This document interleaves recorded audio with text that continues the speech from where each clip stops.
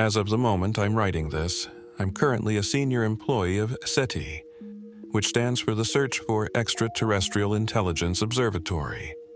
I urge readers of this message to share it publicly, as this alert concerns the future of humanity, our planet, and all of space exploration.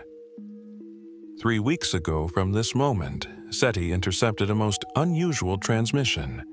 Its signal came from outer space without question. What is unusual about it is that it originated very close to Earth's higher atmosphere, too far to be from an artificial satellite. After being decrypted, it yielded a text written in English, the contents of which you are about to read. It unnerved me and all of the people who had access to it. After the team that transcribed it brought it to the attention of their superiors, weeks of discussions about its nature ensued. Finally, the higher-ups of the observatory ordered the message not to be divulged, its files to be sealed, and to officially disregard it as a clever hoax. The reasoning behind it being that the signal was aimed directly at one of our receivers, and that its contents were plain English text, not alien in nature therefore, not our object of study. Many of my colleagues disagreed with this decision. Clever though one might be, I've never met anyone who had the means to transmit a hoax from so far in the upper atmosphere. The signal clearly originated from space, and, though close to Earth, it is definitively from a chunk of empty space. There are no known objects in its source, and the fact that it was aimed at our receiver at that precise moment makes it clear that whoever initiated this communication knew what he/she was doing and wanted us to get this message. Below is a full transcript of the received text. I urge you, dear reader, to consider the implications of every word very carefully. An alert from the future. Notes from the 2109 Revelation incident. Ever since the discovery of the first rogue exoplanet in 1998, OTS-44, interest of the scientific community about such objects never waned. Which is why when a large rogue asteroid was detected so close to our solar system, all were keen to study it as fast as possible. The minor planet, previously known as 237 Perplexity, was first observed in 2052 by the ELT, which stands for Extremely Large Telescope. It received a permanent designation as a rogue exoplanet in 2061. After it was determined that its eccentric trajectory was a result of not being caught by the sun's gravity. It would just pass by our system in the next years and was currently on approach. The object had a size and mass comparable to the dwarf planet Eris, was beyond the orbit of Neptune, and has currently been renamed 1 Loki after the incident. The Revelation incident started innocently enough. In 2079, a group of scientists led by the ISA organized a mission to investigate the origin of this strange object and learn more about the cosmos. The probe Revelation was then commissioned by the agency and finished being built in 2088. The International Research and Exploration ship Tiresias was assigned to carry the probe, and an unmanned spaceflight was chartered by the agency to deliver it to said vessel, which was at that time in the vicinity of Jupiter.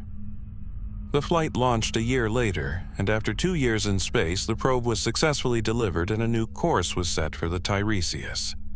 This was to be the longest space mission to date, taking 18 years to reach the Perplexity, with scheduled stops along the way to study other solar system objects until it intercepted the asteroid in its approach path beyond Neptune. The Tiresias spacecraft was 4 years old by the time it received the probe at the Europa Moon International Space Facility. It carried a crew of 5 people led by Captain John Herbert Moses, an experienced astronaut. Between the scheduled stops, the crew was to stay in hibernation sleep, which slowed down bodily functions. The ship reached the asteroid on August 15, 2109, and the crew were ready and able and started preparations to enter the asteroid's orbit. Finally, August 17, the probe was ready to be deployed. The vehicle was to carry a researcher, Jacqueline Meredith, PhD in planetary geology. Revelation made contact with the surface of 237 Perplexity at 9:15 UTC that day. The explosion happened immediately. The crew of the Tiresias described a white, blinding flash of light, and the energy of the blast killed 2 crew members instantaneously. Dr. Adriana Dubois, the medical officer, and Dr. Federico Lombardo, PhD in space chemistry, were both crushed by the ship's very floor. The 2 remaining crew members, Captain Moses and Lieutenant Li Jie-tang, sustained many injuries, bruises, lacerations, and multiple fractures. Even though they were seated at the ship's cockpit, the acceleration caused a great enough force to be exerted on their bodies. The Tiresias' first contact with Mission Command after the explosion only happened at 13:39 UTC. Lieutenant Tang, the first to wake up, reported Captain Moses knocked out, the ship spinning out of control and instruments outputs not making any sense.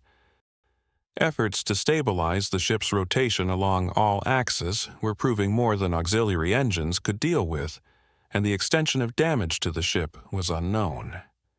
Captain Moses woke up 2 hours later, and both men couldn't bring the vessel under control. Observers around the solar system saw the moment of the explosion. A bright flash of light was seen, enough to be visible from Earth by the naked eye as a star in the night sky. Telescopes everywhere fixed on the origin point and were unable to detect neither the ship nor the asteroid. Mission Command only got a fix of the Tiresias' position 46 hours after the blast. It was tens of thousands of kilometers away from the origin and moving at hundreds of kilometers per second. Telescopes around the solar system searched for the missing asteroid to no avail. The scientists leading the mission were baffled by these events. Even an explosion from the Revelation's reactor could not cause a blast this large.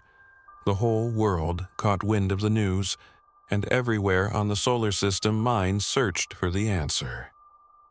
It is not known who came to the solution first, as many men and women of science came forth with this thought at that same time. The Revelation probe was annihilated. 237 Perplexity was composed entirely of antimatter. This rogue exoplanet was probably ejected from another galaxy, an anti-galaxy, and drifted through space aimlessly until it reached our corner of the universe. There is no reason why antimatter would look or behave any differently than normal matter on a macroscopic scale. This anti-planet and the incident were proof that probably half the stuff in the night sky is made of antimatter. Entire galaxies composed entirely of this material exist, and there's absolutely no telling them apart. This death trap entered our solar system covertly and was sprung by human action. The scientific community decided to immediately reclass this anti-planet and renamed it one Loki, after the Norse god of deceit and trickery, a break from the tradition of naming important objects after Greco-Roman deities because of this newfound nature. The drama for the Tiresias continued as the ship sped out of control. The rotating motion was only stopped after 9 days of constant work by the 2 survivors. The auxiliary engines were worked to almost breaking point. After stabilizing the disorienting motion and finally making out the instruments' readings, the crew members discovered their horrible predicament. The Tiresias was still moving away from the solar system at incredible speed, and they've reached escape velocity. Even with the ship's engines intact and at full power, they would never return home. The extension of damage to the ship was never made public, but Mission Command decided that even in these dire conditions, the crew should point the vessel towards Earth, leave the engines on at maximum power, and go to hibernation sleep. Their only hope for rescue would be if, after enough years, the technology would reach a level sufficient for a spacefaring vessel to be able to catch up with them. With this thin hope, these 2 brave men went to sleep. 3 years later, all contact with the research ship Tiresias was lost. It was now too far away for anyone to hear. For people on Earth and human colonies on the solar system, a concern remained. Where was the rogue anti-planet, and what could it hit? 2 years after the incident, a team from the Tyson Space Observatory spotted it, but it was going too fast for the telescope to track. A huge, concerted effort of observatories across the system was made to keep tabs on one Loki's whereabouts and determine its trajectory. It was found, with a sigh of relief, that it would not hit Earth.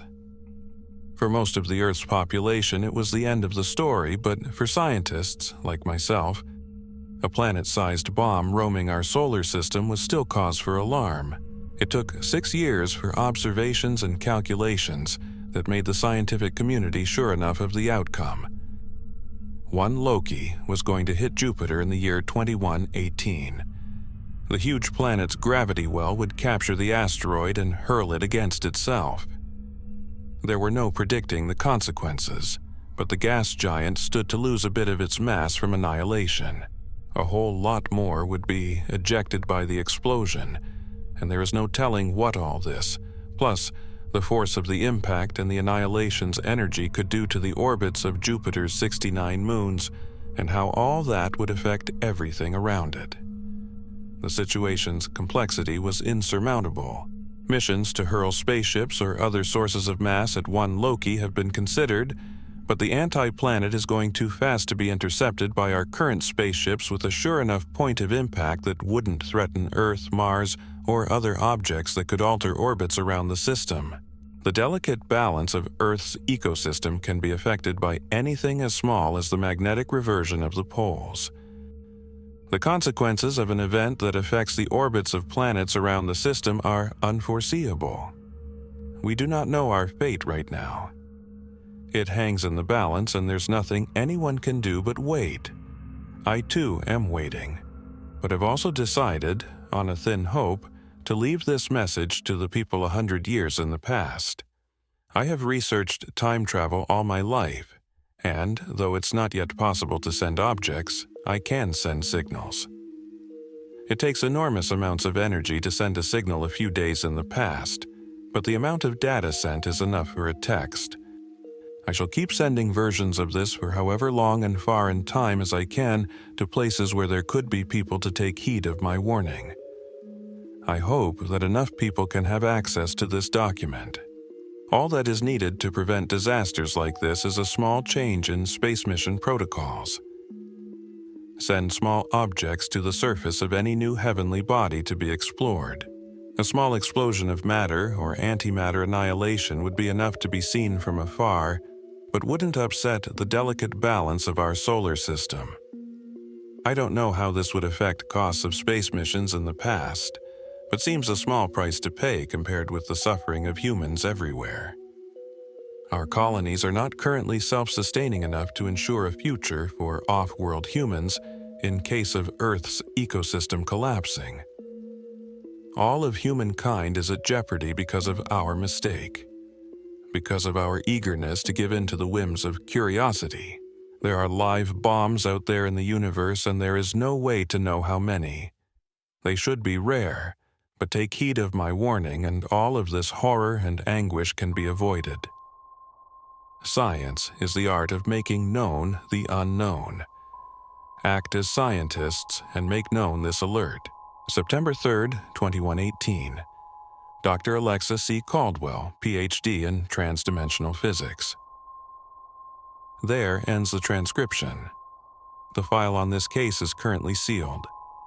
I'm not revealing my full credentials as this could jeopardize my career, but I chose to act as a scientist and heed Alexa's warning as best as I could. I'm publicizing this copy of the transcript and making the world know there is a new and invisible threat to humanity. Please make this known to as much people as possible so we may enact the small change Dr. Alexa pleaded. If you enjoyed this story, please like and subscribe for more creepy tales. Share your thoughts in the comments, and if you want me to narrate any story, please let me know. Thank you for listening.